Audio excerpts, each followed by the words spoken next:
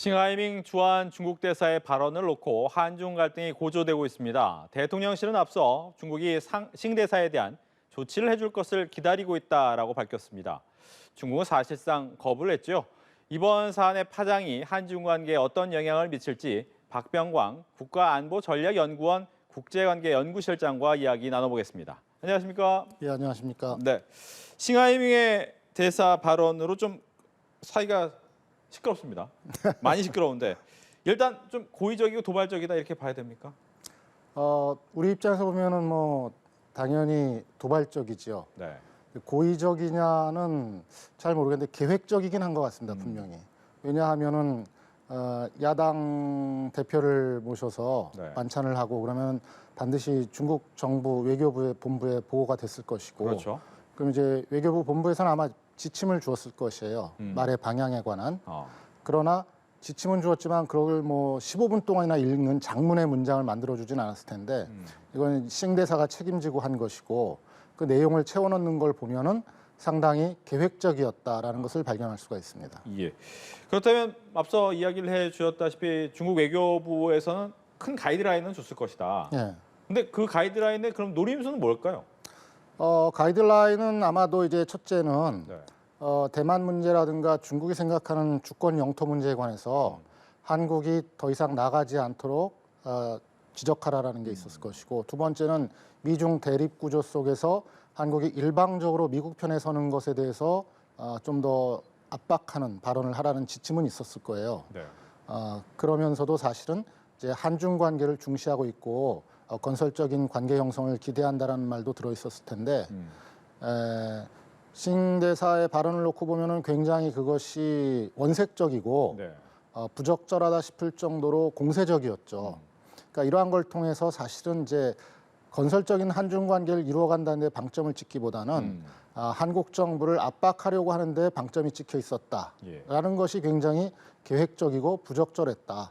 결국 그것이 한국 국민의 정서를 자극했고 그래서 오늘날과 같은 현재 그 싱하이밍 대사의 발언에 따른 설화 문제가 네. 한중 간의 아주 중요한 외교 마찰 사안으로 등장했다고 볼 수 있겠죠. 예.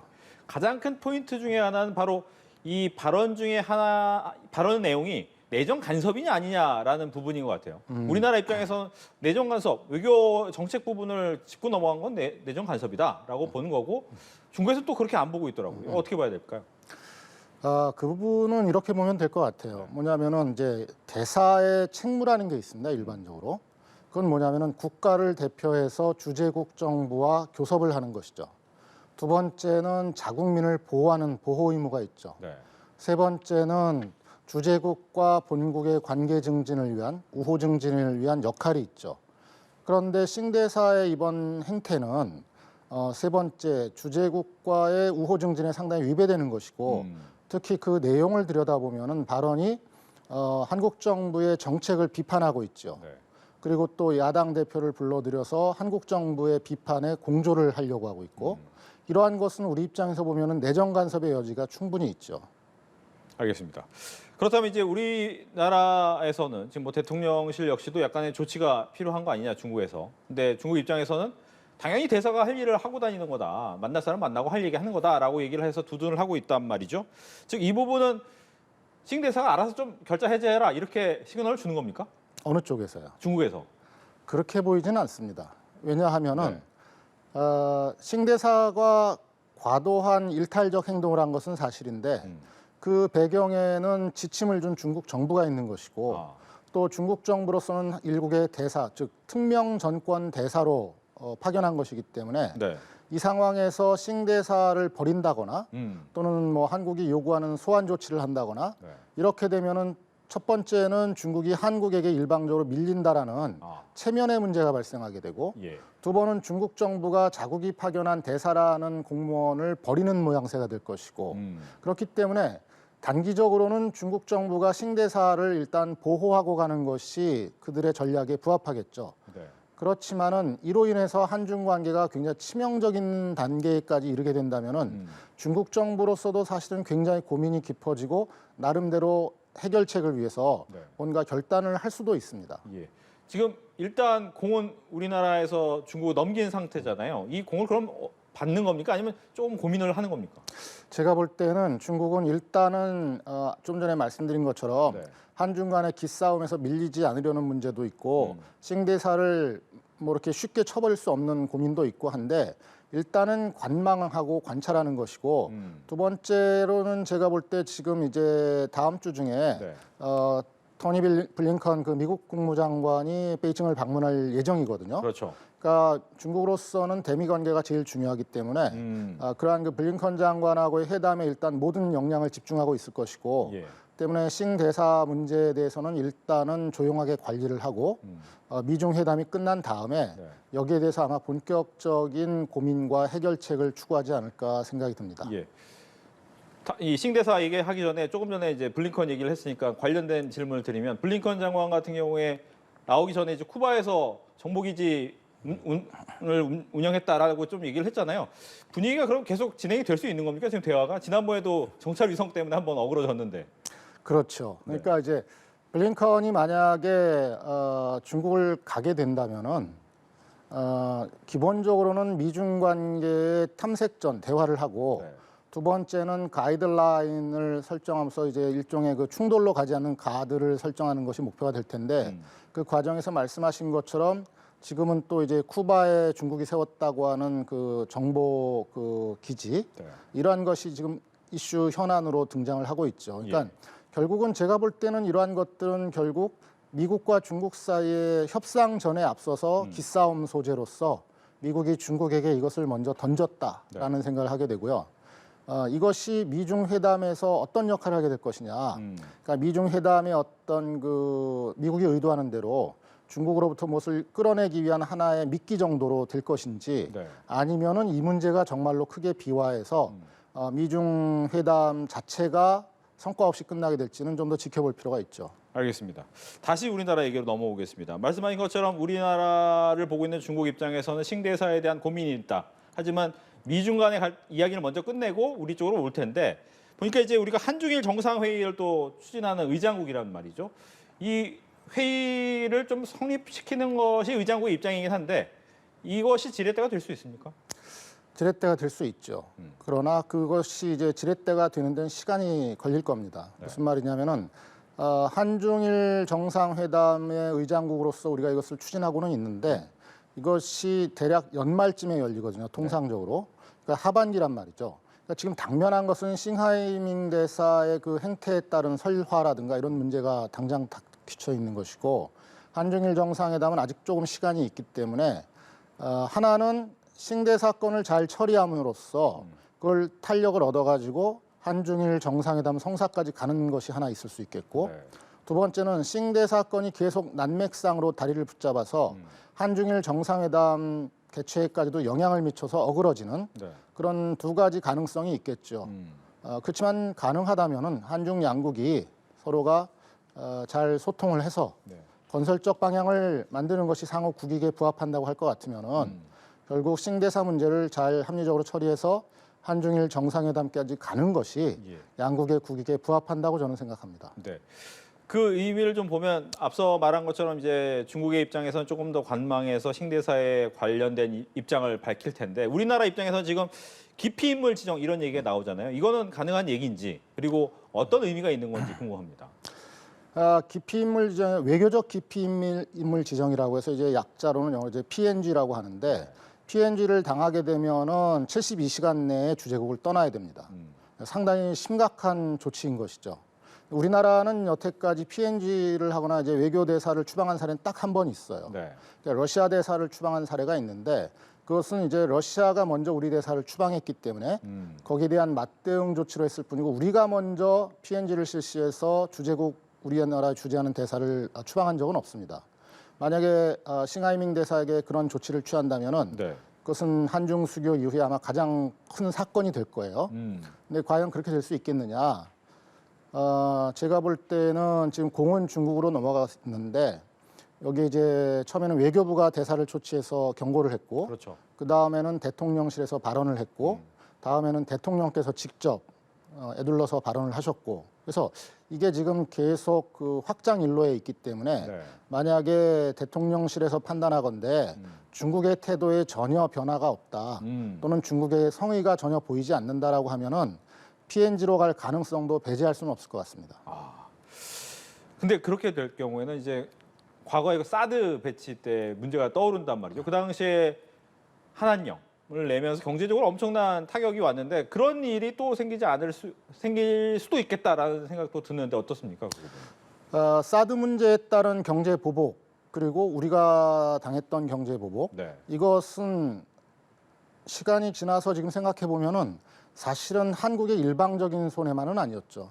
저 같은 전문가 차원에서 볼 때는 중국도 분명히 나름 손해가 있었고 네.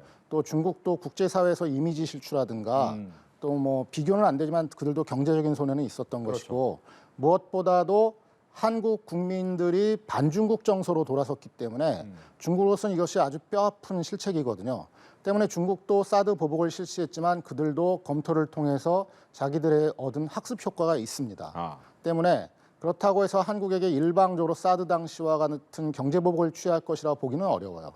물론 중국이 거기에 대응하는 행동을 취하기는 하겠지만 네. 첫째는 그들도 학습 효과가 있었고 둘째는 우리도 그때처럼 쉽게 당하지는 않을 것이고 예. 지금은 그때와 달리 상황이 변했고 여러 가지 환경이 변했고 어쩌면은 대통령실에서 이렇게 강하게 하는 것도 중국에게 변화된 한국의 위상을 받아들이고 또 한국의 전략적 선택을 받아들이는 기초 위에서 상호 존중의 한중 관계를 만들어가야만 한다라는 것을 강하게 전달하려는 메시지가 있다고 봅니다. 예. 결과적으로 이제 한미일 공조가 좀 강화되고 있는 모습에서 중국이 원하는 것은 제일 약한 고리인, 즉 경제적으로 가장 약한 한국에 대한 타겟팅이다라는 주장이 나오는데 그 부분은 맞다고 보십니까? 맞습니다. 네.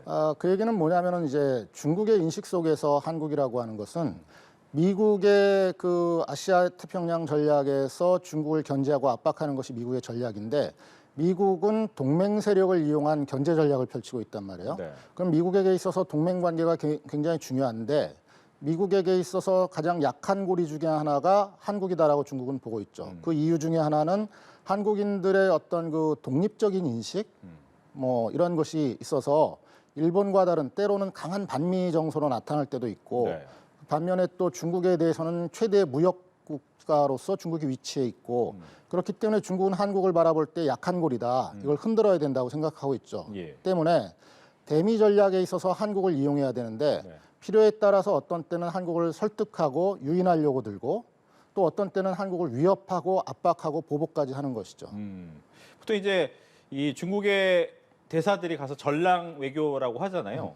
이 부분이 약간은 좀 분위기가 수그러들었다고는 하지만 이렇게 대사들이 다른 나라에 가서 좀 강하게 발언하는 이유는 어디 있습니까?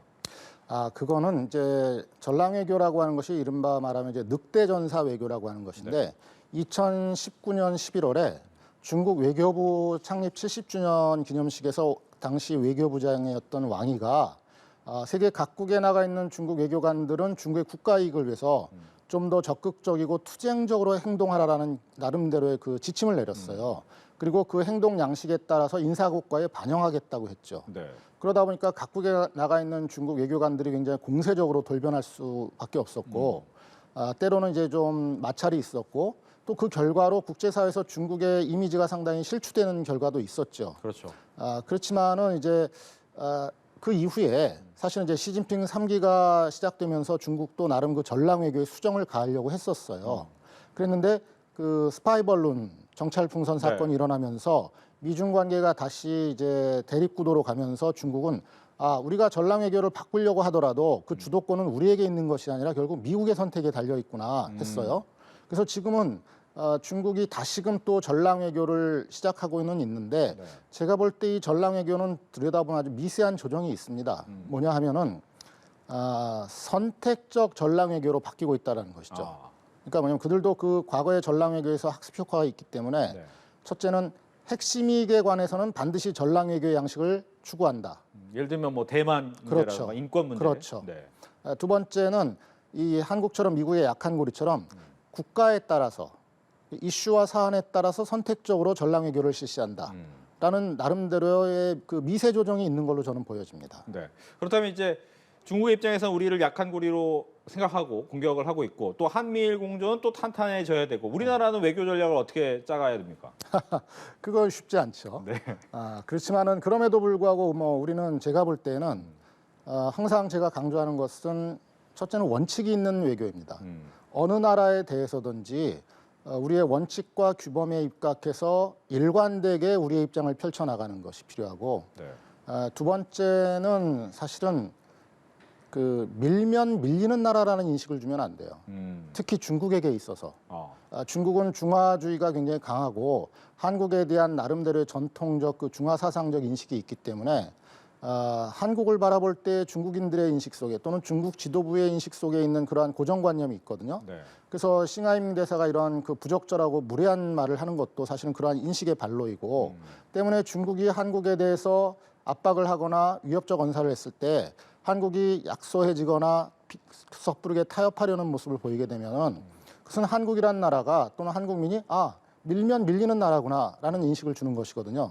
때문에 지금처럼 나름대로 입장을 당당하게 원칙적으로 일관성 있게 나아가는 것이 굉장히 중요하다고 생각합니다. 알겠습니다.